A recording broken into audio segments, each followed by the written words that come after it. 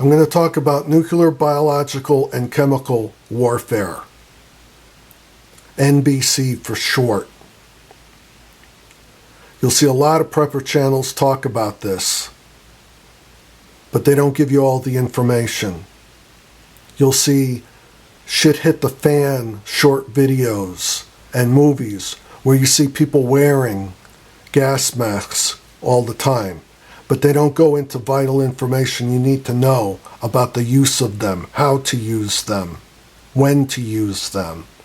I'm going to cover some things, and then it's up to you to find out more information, but don't just trust what you see on those videos. It'd be great if you could get a hold of somebody that's in the military who has experience in NBC and get information directly from them. I'm just going to give you a thumbnail sketch of things to think about. First thing, don and clear your mask. Don is another way to say putting on. You need to put your mask on quickly and properly. That's number one. Number two, you need to clear it. What do I mean by clearing it? As soon as you take your gas mask out of its pouch, it has been contaminated. It has come into contact with the air. So, the inside of the gas mask has contaminated air in it. Once you've put your mask on properly, you need to clear that out. The steps are, as soon as you find out that you're in an NBC environment, you close your eyes and stop breathing. Then you don your mask quickly and properly. Once the mask is on you, you have to clear it. It has air that's contaminated inside. There's a special way that you cover the filter and blow air out of your mask to clear out the contaminants before you can breathe normally with the mask on. Each mask is different, so you need to do the research to find out how to properly don and clear the mask that you own. You need to have spare filters, because just like your car, there's the oil filter that gets dirty, the air filter that gets dirty. You need to change those for the car to operate properly. Depending on how much contamination is in the air will determine how often you have to change your gas mask filters. Again, it's gas mask and filter specific, so you need to look into that and find out the specifics for your situation.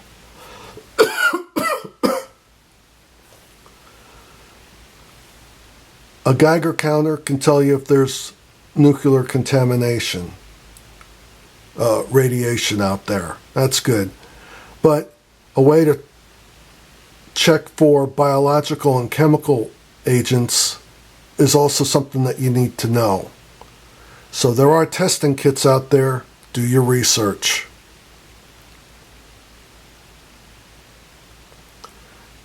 I'm a Marine, so my experience may differ from others. But we had NBC training. In this training, our gas masks, they're all fitted with a straw. It's internal and it's external, but it's one continuous straw. You use your lips and your tongue to get the straw in your mouth. What is the straw for? Drinking. Our canteens have a special cover that the external part of the straw connects into so that we could drink while wearing the gas mask. If your gas mask doesn't have that, and you don't have a canteen that has a special cover on it that you can attach the straw to, you're going to be in a hurting type of situation. In a shit hit the fan event, you're going to panic, you're going to be scared, you may be carrying stuff, you may be moving around, you're going to be sweating, you're going to dehydrate quickly. you need water. You're going to need it fast. And you're going to need to keep yourself hydrated. If your gas mask doesn't provide you a way of drinking, you're not going to make it. The other thing that they don't cover is some gas masks you have to remove to change the filter. Well, that causes a problem, because you have to have your eyes closed and you have to stop breathing when you take the mask off and change the filter. Then you have to don the mask, clear the mask, and then you can breathe. So, do you know how to change your filters if your gas mask is one that you have to remove? If your gas mask is one where you can continue wearing it while you remove the used up filter and replace it with the new filter, you're still not out of the woods. Funny, the video that you see, woods. Anyway, as soon as you take that filter off, you need to stop breathing, close your eyes, you put the new filter on, and then you clear the mask again.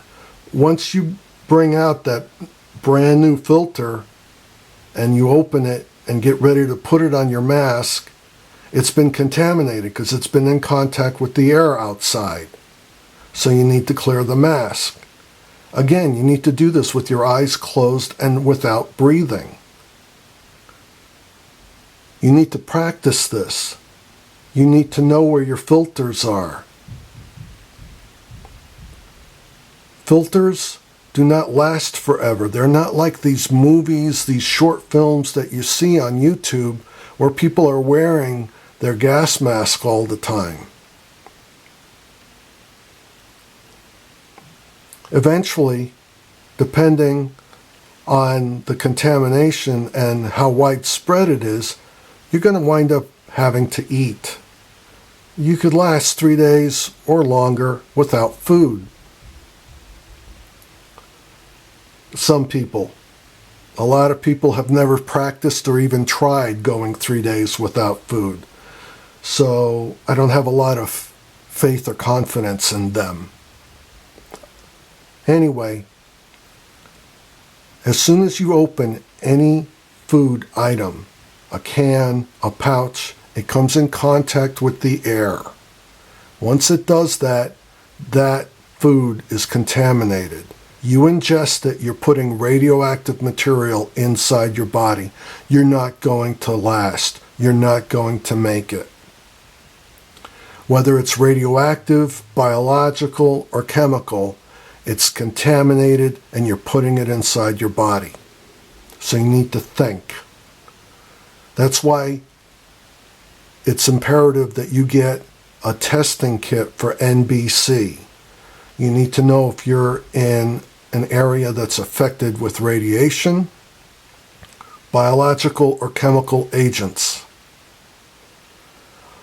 If you're in an infected area, contaminated area, you need to move out of there. You need to move to someplace else.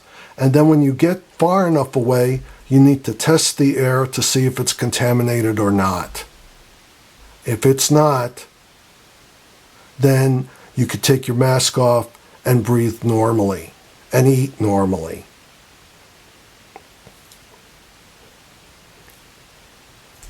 There's probably a number of things I've forgotten, but that should get you started. Do your own research. Stay safe. If you can't be safe, be deadly.